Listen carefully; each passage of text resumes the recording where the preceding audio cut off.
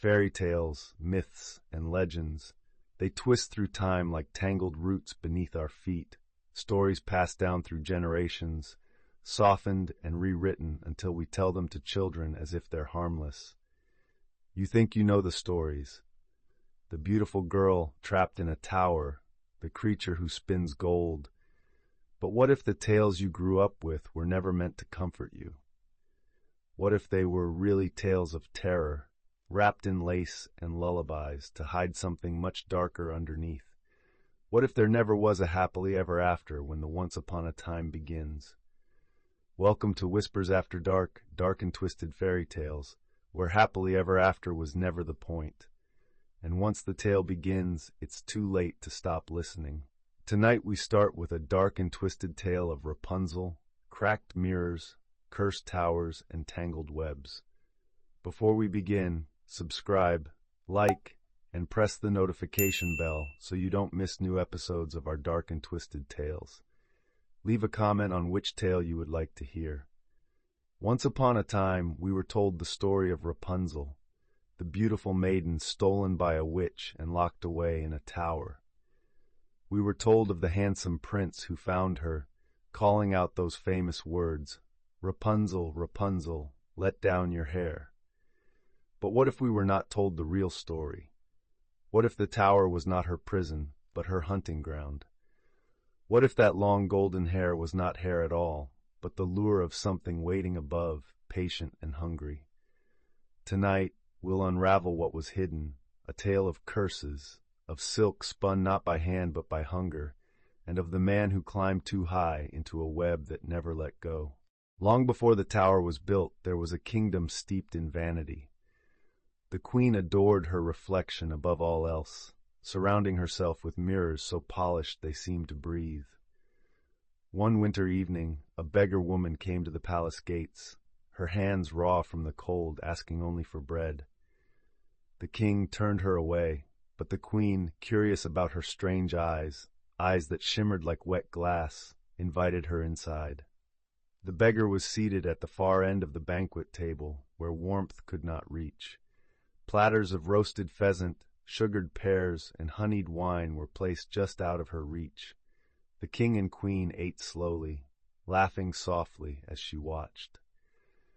Beside them, a nursemaid cradled the royal infant, a girl wrapped in white silk, her hair black as a raven's wing glinting in the candlelight, fell in ringlets about her cherub face, lips the color of wine, and her eyes the color of violets with new frost.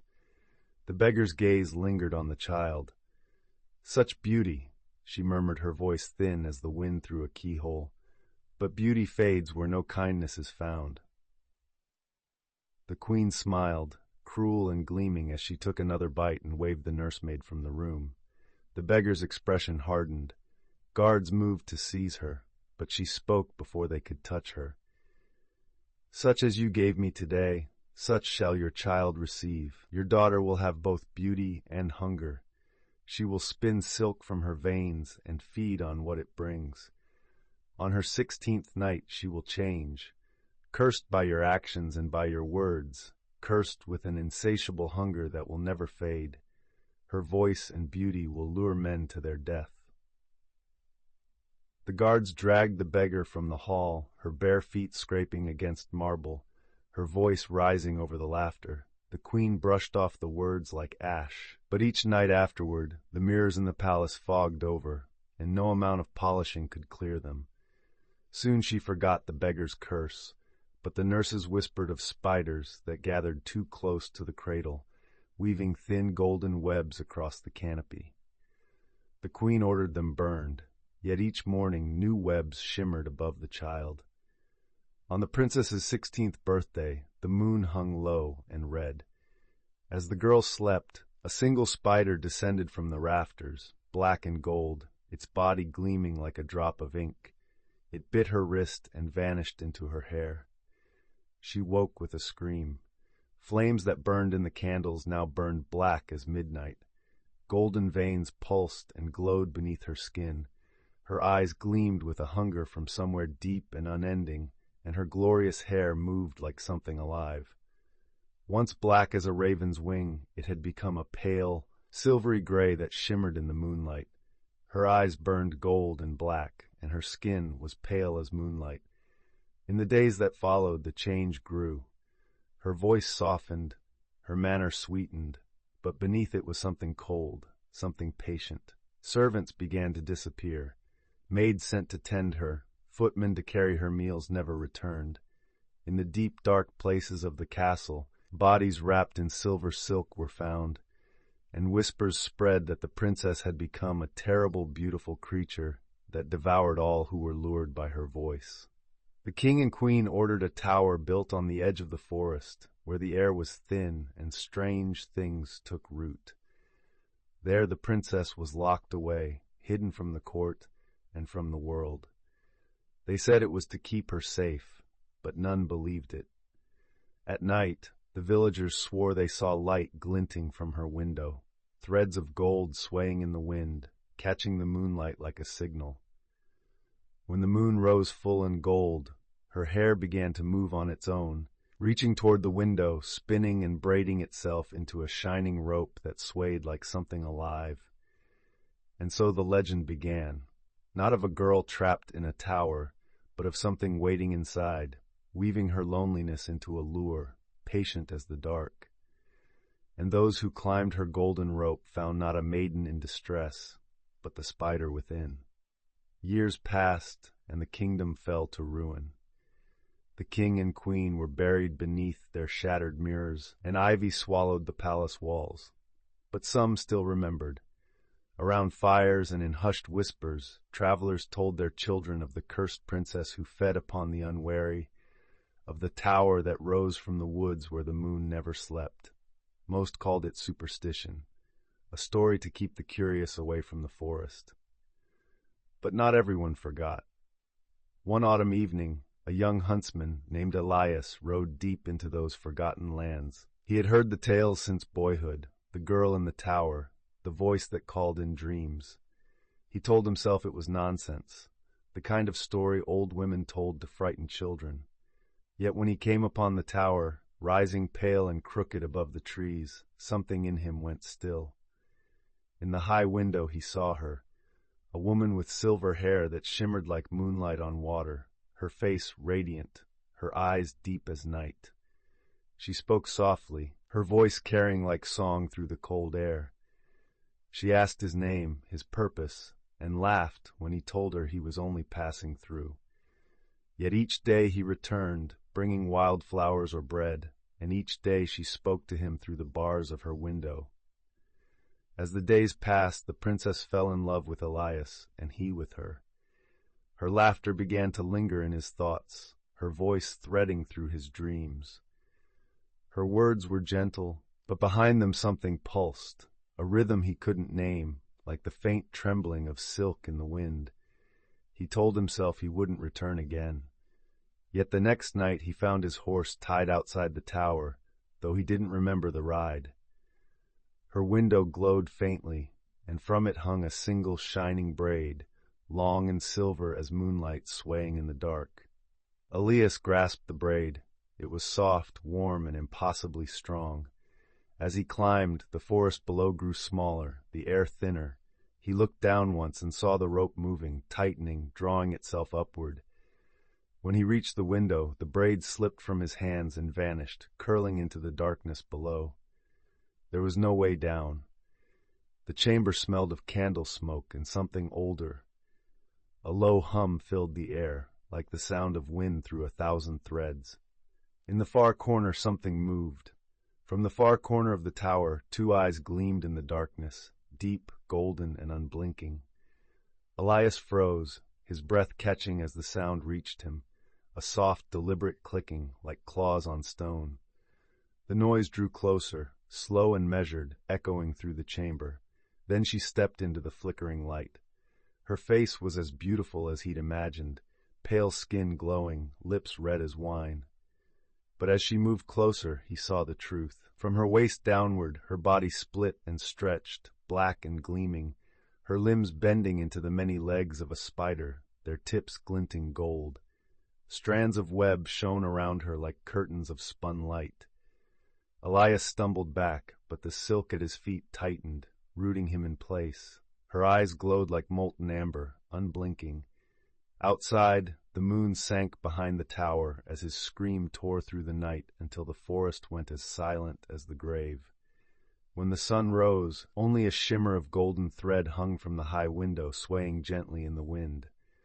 At the tower's base, Elias's bones rested on the bare, cold earth, and inside, beneath the tangle of golden webs, the princess's body lay curled, her face peaceful and deathly still, Elias's sword buried through her heart. By his hand or hers, we may never know. Some say her heart broke long before the blade found it. In death, her hair, no longer silver as moonlight, but once again black as a raven's wing, coiled around her still face in soft, silent curls, as if death itself had broken the curse. The tower lies in ruin now, its stones swallowed by moss and time. They say its mirrors were the first to break, fractured by a pale beauty who could no longer bear her own reflection. When the moon is full, light still shimmers across the forest floor, glinting from the shards scattered at the tower's base, like pieces of a story that refuses to die. But if you ever dared to creep closer, to peer into one of the tower's cracked mirrors, you might see something else reflected there. Many tales whisper of mirrors, the kind that show more than they should. We all know the one about Snow White, but there are other stories hidden behind the glass, stories that flicker when the moon is high. Sometimes, when the crack runs deep enough, it opens a window into another tale entirely, a story best left forgotten. Our next story is Rumpelstiltskin, Gold, Curses, and Revenge. Once upon a time we were told the story of Rumpelstiltskin, the little man that spun straw into gold and stole a child as his reward. But what if we were not told the real story, the one written in greed and paid for in blood? Tonight we unravel what was hidden, a tale of spun gold, cursed robes, and a girl's revenge that cost far more than she ever bargained for. The king found the farm by accident while hunting through the northern woods. The day was gray and cold, the kind that carried the smell of iron and rain.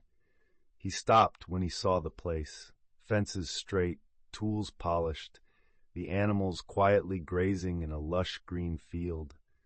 The man who owned it bowed so low his breath stirred the mud. When the king asked how one farmer lived so well while others starved, the man smiled in a way that made the skin around his mouth twitch. He told the king that his stepdaughter, Lisbeth, could spin gold from flax, that her hands were blessed, that she could whisper to the thread until it gleamed like sunlight. It was a lie fed by greed, masking the darker truth, that he had slain Lisbeth's parents on a desolate road and claimed both their fortune and their child. But the king's eyes lit with hunger, and the man's lie became his stepdaughter's curse. By sundown, Lisbeth rode away from the farm on a narrow wooden bench fastened to the back of the king's carriage, her small bag of belongings clutched tight in her lap. She watched the only home she had ever known shrink against the horizon, her stepfather standing in the yard with dry eyes and an empty smile as his bargain disappeared down the road. The tower room she was placed in was small and windowless, except for a single narrow slit of a window that let in no more than a blade of light. The room smelled of damp mildew, and the floor was black with years of use. A single spinning wheel waited in the center, its wood worn smooth by hands that no longer existed. A pile of straw took up most of the room. When the guards left her, Lisbeth ran her fingers across the wheel and felt nothing but splinters. The king's words still rang in her ears. "Spin until morning. Gold, or your life." She worked until her hands blistered, turning the wheel again and again, but the straw did not turn to gold. By the time the candle burned to a stub, her tears had dried into salt tracks down her cheeks. The room was too still, and she was too tired to scream when the knock came. 3 sharp taps, low and measured, like someone knocking from inside a coffin. When the door creaked open, a small figure stood there, cloaked and hunched, with fingers long enough to touch the floor. Its voice scraped the air like rust. You cannot spin what isn't yours to command, it said. But I can, because my name is Rumpelstiltskin. The hood shifted, and beneath it, the faint glimmer of yellow eyes blinked like dying embers. Every craft has a cost, it said, pointing to the locket around her neck. She hesitated only a moment, then took out the tiny images of her parents, clutched it once more tightly, then held it out. The creature snatched it from her hand, nodded once, and sat at the wheel. The sound it made was not a hum but a pulse, slow and steady, as the flax darkened, then brightened, then began to glow. Threads of gold slid from the spindle like veins pulled from a living thing. The smell that rose wasn't sweetness. It was scorched iron and something faintly metallic, like blood under heat. When the sun rose, the room gleamed with a dull, unnatural light. The king himself came to unlock the door, his greedy eyes widening as though he'd glimpsed heaven through a crack in hell. He touched the gold and shuddered, his breath quick and shallow. "Do it again," he whispered. "All of it, again." A young maid crept in behind him, silent as smoke, setting down a tray of bread and watered wine before slipping out as the door slammed. The door slammed, and the big iron key in the lock turned with a sharp, deafening click. Night after night, the creature came. Each time she paid with something, her mother's ring, a small gold coin she had hidden in the sole of her shoe, the delicate French lace from the hem of her dress. But what it took in truth could not be measured. Its voice whispered as it spun, and Lisbeth sat on the floor beside him listening as he taught her secret rhythm between breath and thread, the weight of a word, the power in the space between one heartbeat and the next. "Gold is not born of sunlight," it told her once. "It's what remains when everything else is burned away." She began to learn. Her hands no longer trembled. The fear that once hollowed her chest hardened into something colder, sharper. In her heart, the fear rotted and turned to hatred, and from that hatred, revenge was born, patient and breathing. She hid pieces of gold thread under the floorboards, inside her bodice, in her hair. Each strand pulsed faintly in the dark, as though alive. When her stepfather came to the castle to be praised for his gift, she was ready. The king welcomed him to court, seating him high beside the nobles. Lisbeth stood silent in the corner, her eyes flat as slate. The night before, she had woven him a cloak from the gold she'd woven herself, each thread stitched and cursed with words the creature had taught her, old words that had no shape in any tongue men spoke. When she handed it to him, the gold seemed to sigh. He wore it proudly when he left the castle, calling back to her that he would return as a lord. But before his horse reached the forest, the wind rose, and the cloak began to move. It clung to him like a second skin. He tore at it, but the fabric grew tighter. His bones cracked. His mouth stretched wide, screaming until the sound warped into something not human. The guards found hoof prints that turned into claw marks, and after that, nothing but drag lines leading into the trees. The king called it sorcery, but he did not punish her. He could not. He was too enchanted by the gold, too desperate to believe she was anything but divine. He made her queen, draping her in jewels that glinted like frozen tears. In public, she smiled and spoke softly, but at night she wove. The wheel turned for her alone now, each thread gleaming with the same dull light that once burned in the creature's eyes. The creature visited again, though not through doors. It was in the mirror's reflection, in the whisper of the wheel, in the breath behind her shoulder. "You've learned well," it said, "but knowledge is also a debt." She ignored it, working faster, her fingers raw and blistered. She had begun weaving a new robe on her wedding night, gold so pale it seemed to glow from within, trimmed with black silk that shimmered like oil on water. Into it she whispered her vengeance, her hatred, and her fear, twisting them all together until the fabric pulsed. When it was finished, she presented it to her husband at a banquet thrown in his honor. The king wore it with pride, laughing as he drank, the gold catching the torchlight like fire. but his laughter turned to choking gasps. The robe tightened, his skin blackened, cracking like bark in frost. His voice broke into a guttural growl that made the chandeliers tremble. Guests screamed and scattered as the guards rushed in, swords drawn. The king was no longer a man, but a twisted, hideous creature crawling toward the throne. It took 10 blades to silence it, and when the creature lay still, the robe upon it shimmered once, then turned dull as ash. Lisbeth ruled alone after that. Her crown gleamed. Her hands were steady. The people called her blessed, though her eyes were the color of old ash. She sent gifts to neighboring kingdoms, golden veils, shining tapestries, cloaks soft as breath. One by one, the rulers who received them fell to ruin. Some vanished. Some went mad. Some were found wandering their halls, whispering her name. On the 13th year of her reign, as the moon sank red behind the castle spires, she reached for her robe, a simple gray one she'd worn for years. It lay folded at the bed's foot, smelling faintly of smoke and lavender. She drew it around her shoulders, and the air went still.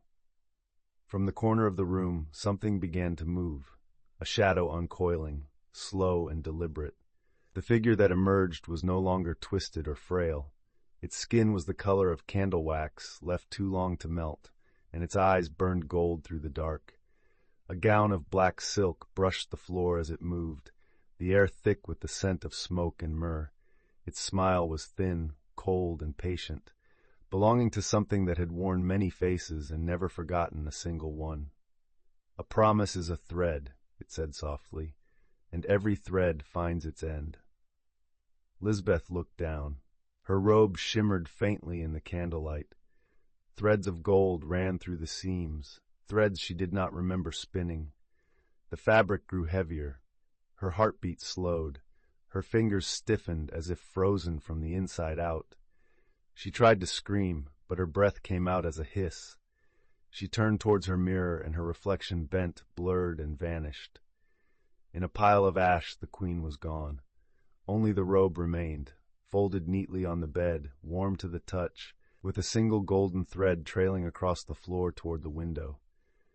From the shadows, the creature stepped forward, no longer twisted or frail. Its skin gleamed pale as candle wax, and its eyes burned gold through the dark.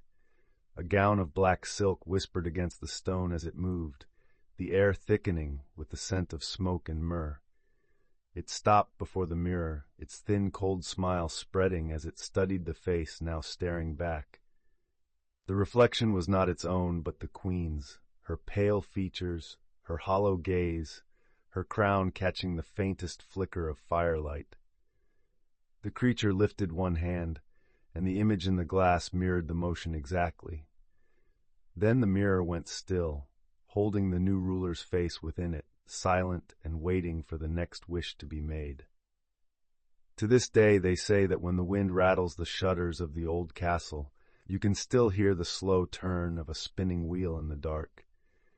And if you follow that sound through the woods, you'll find 2 figures beneath the pale moonlight, both cloaked in shadow, both weaving the same endless gold thread.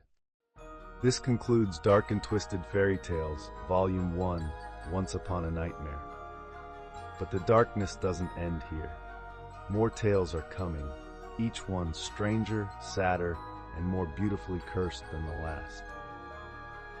If you enjoyed tonight's stories, be sure to like, subscribe, and ring the bell so you don't miss the next chapter in this growing collection. And don't forget to visit our channel, where you'll find storytime horror, urban legends, scary stories to sleep by, and Gothic audiobooks whispered just for you. Until next time, stay curious, stay cautious, and beware of the whispers after dark.